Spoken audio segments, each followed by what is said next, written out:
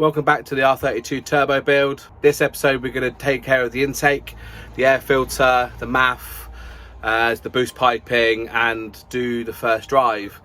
So we've got a lot coming up in this video. There will be a fair bit of time lapse, but hopefully a little bit of driving in this video as well. Got some good news from the mappers, so that'll be coming up soon. Yeah, I mean, I'm really excited to get the car on the road and do some miles in it. Let's get cracking.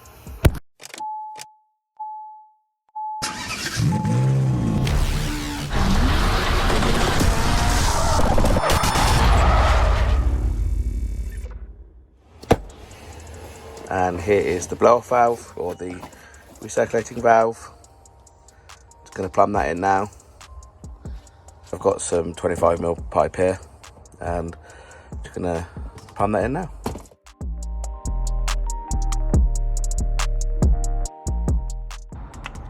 And that's it all tight. And that's it all done. It's on there now. So as you can see, the direction, let me get a better view for you. As you can see, the diverter valve is installed and is facing down towards the intake tube. So I've got a nipple I need to weld on here that's going to join these two together, and then that will divert the boost pressure from here back into the turbo. I know you told your friend you're not okay, and tell me what's wrong and why you not. Alright, that's that fitted there, guys.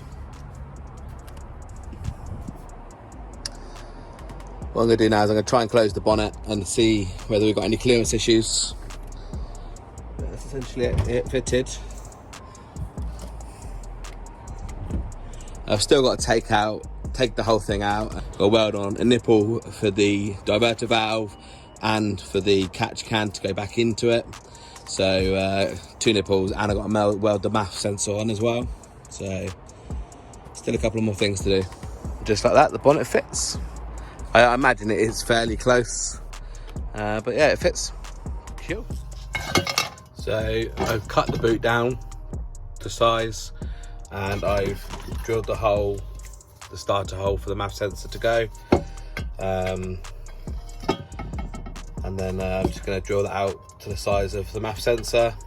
And then on here, because this is for a 3-inch pipe, and because I couldn't find one for the 4-inch, I just need to shave a little bit of this side here off so that it will sit flush in there for welding it.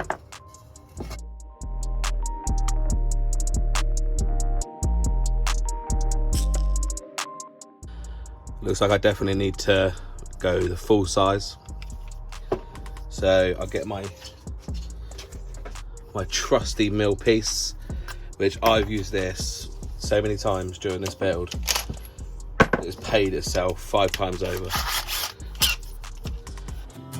But I've known you too long, it hurts to watch your blue eyes fade to gray.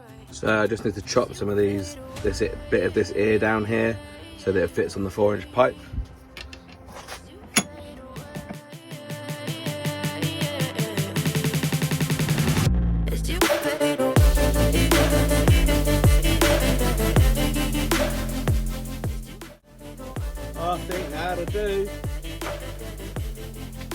Only now we need to do is drill the hole for that, and then we can get these welded on.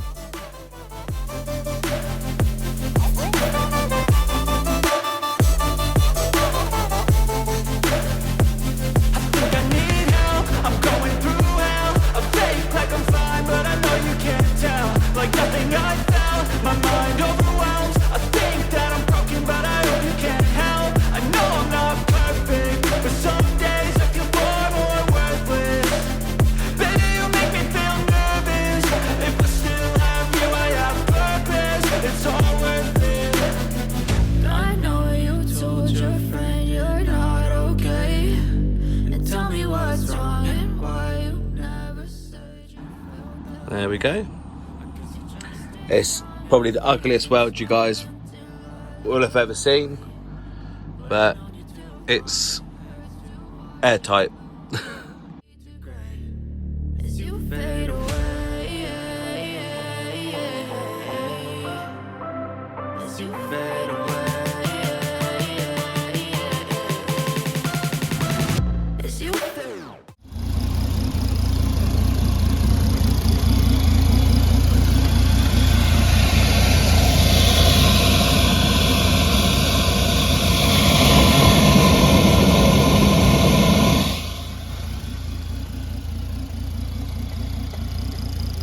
Alright guys, today's going to be a great day. I've got off the phone with Stealth Racing, who's doing my mapping. They've said that they've done an ECU, the same ECU as mine, on another car. They said that they can load a base map onto my ECU, so I can drive it around and work out any kinks that I might have had. So I'm going to take the ECU off here, I'm going to drive it up to Stealth. It's about 50 miles away, so it's not far. And they're going to load the base map on there from the other ECU. And that means I can drive the car around and, you know, work out any issues that I might have had. So today's going to be a great day. I've got a couple of things I need to finish off first. I just need to fit the 4-inch MAF inlet, which I've done. Everything's all mocked up. I've just painted. I just had to paint it, so that's all done. Just need to fit it and the airbox, and then refit the bumper here because it's not fitted on the sides. It's only fitted on the front, and bolt down the screamer pipe and get the ECU mapped. So yeah, hopefully by the end of today I should be able to at least drive it around the block. All right, cheers guys. Camera wasn't recording, but I fitted the intake pipe now. Everything's all there fitted.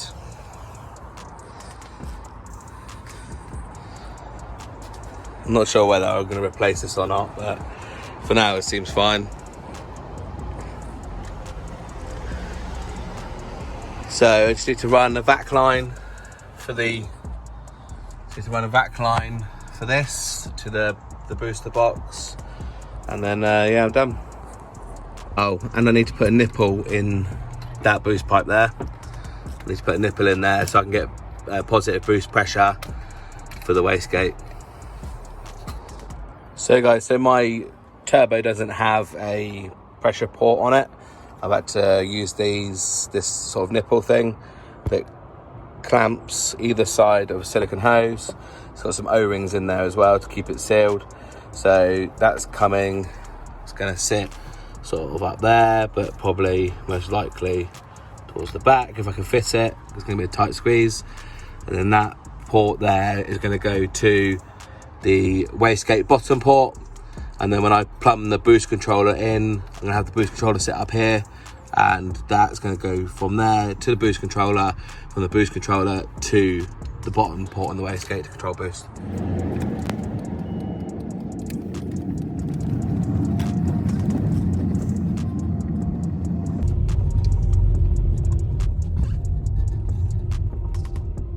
So guys, I just arrived at Stealth Racing, as you can see. I've got my ECU with me, and I'm going to go speak to a guy called Vince who owns Stealth Racing. He has a base map that he's mapped on another customer's car for the same ECU, so he's going to put that map on my car so I can drive around. He said it'd be about half an hour, and he'll load the base map on the ECU, and then I can take it home, hook it up into the car, and hopefully go for the first drive. Right then guys, I've just got back out of Stealth Racing. Vince has put a base map on the ECU, so that means that I can drive the car around, do some running in, find any issues, fixing them, and hopefully we won't have any teething issues. So I'm excited. Let's get back home, let's get it in the car, and let's get out on the road. And we're out in it guys. So done the first drive, and the screamer pipe shit me up when it first went on. I thought a boost pipe had popped off or something. I've never been in a car with a screamer pipe in before, but yeah, that was an experience. So like I said, I made it here. I'm only a couple of miles down the road. I've only done about 4 miles in it. Idle's lovely, drives nice, comes onto boost. There's still some fine tuning. There's a lot of fine tuning that still needs to happen. And the car's booked in for the 11th of October to have it tuned on the rolling road, as well as the DSG gearbox, because it has all the torque limiting stuff on there. I'll let you have a closer look to see how it's idling and what I've done to it this morning. And yeah, there's still a few more bits I need to do, so let me just show you what I've done this morning and what it's running like now. So this is how it's running absolutely lovely, just like it was stock. The clicking that you can hear is actually the injectors. Pretty noisy, to be fair. I didn't think they'd be that noisy, but maybe standard ones are that noisy, but it's covered with a plastic inlet manifold. But essentially what I did this morning was spotted the airbox on with the 4-inch MAF inlet to the turbo, Connected up all the vac lines for the dump valve and also the pressure port for the wastegate. Bolted the wastegate on, topped up with water. Oh, and put the whole front end on again. And my missus got me a new plate for my birthday to go with the car. So yeah, seems to be running lovely. One thing I do need to sort out is the catch can. It's actually spitting a little bit of oil out when I'm driving, so I'm probably gonna have it over there somewhere. And yeah, the pipe going straight across. So seems to be driving nice. No errors on the dashboard.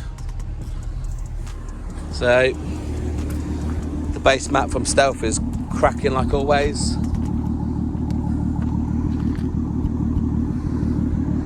It's a lot quieter than it is standard. Than it was non-turbocharged.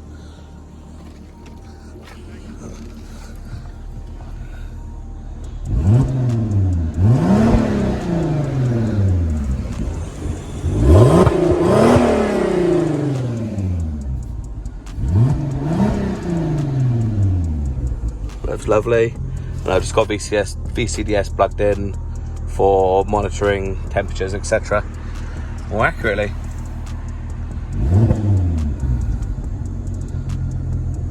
So what I'm going to do now is I'm just going to drive it around gently.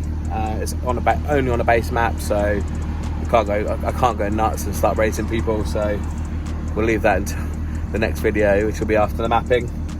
But yeah, just going to drive it around nice and gently. A little bit of boost, a little bit of knock, but it's only running 10 psi at the moment. I've only got the wastegate on, but I need to fit the boost gauge, which is also a boost controller as well, just so I can check on the boost level as well. But yeah, it's running great.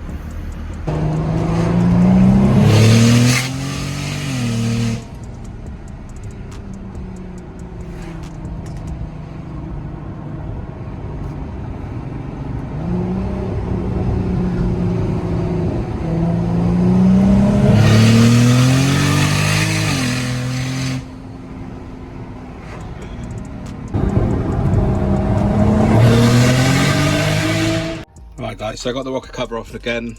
When I was driving it, I was getting oil coming out of here, which I think is because when the cam chains are spinning, it's splashing oil up into this little vent here, which I'm using as my breather. So I got the old PCV, I've taken the PCV valve out and I've just widened the hole there and I've opened up the hole here. So that's actually going to sit like that.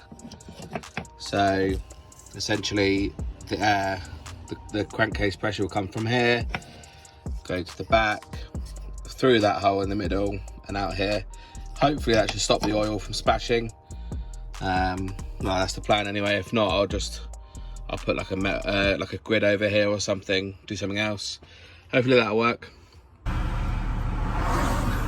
So I just pulled over in this lay-by to check to see whether my breather setup has fixed the problem where the oil is spunking out of it. So let's go check that now.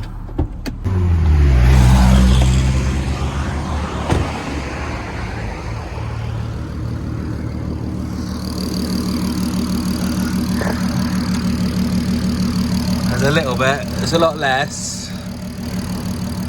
but this will be going into a catch can over here rather than just over everywhere at the moment. It's definitely a little bit better.